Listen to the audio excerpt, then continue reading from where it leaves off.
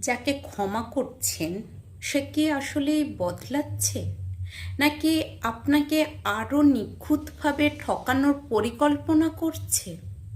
সবাই বলে মানুষ ভুল করে, কিন্তু পরকীয়া কি আসলেই ভুল, না এটা একটা সচেতন সিদ্ধান্ত?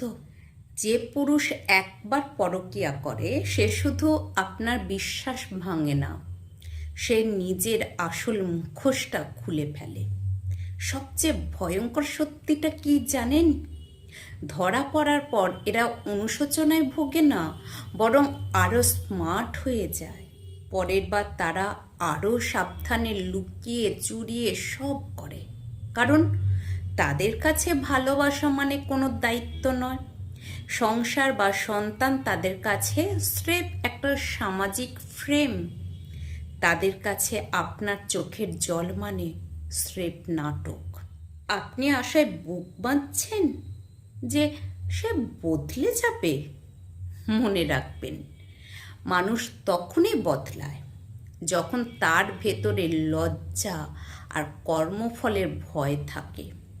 যার হারানোর ভয় নেই সে বদলায় না, সে শুধু ভালো মানুষের অভিনয় করতে শেখে।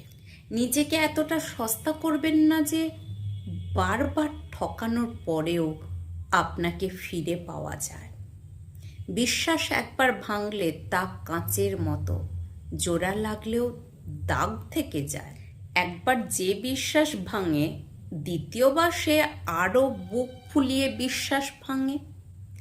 মানুষ বদলায় তখনই যখন তার মধ্যে অনুশোচনা থাকে, কিন্তু পরকীয়ায় আসক্ত পুরুষের কাছে সম্পর্ক মানে শুধুই সাময়িক আনন্দ। সংসার ওটা তো স্রেফ থাকার জায়গা, সন্তান ওটা তো অজুহাত। আপনি আপনি তো তার কাছে সহজলভ্য।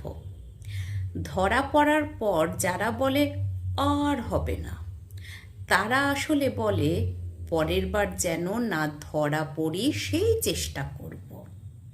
এদের কাছে আবেগ নেই, আছে শুধু নিজের ইচ্ছা পূরণ করার নেশা।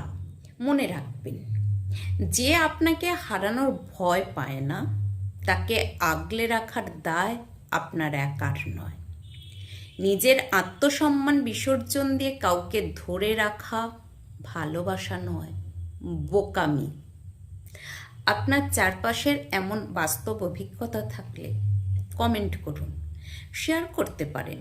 অন্যকে সচেতন করতে পোস্টটা শেয়ার দিন।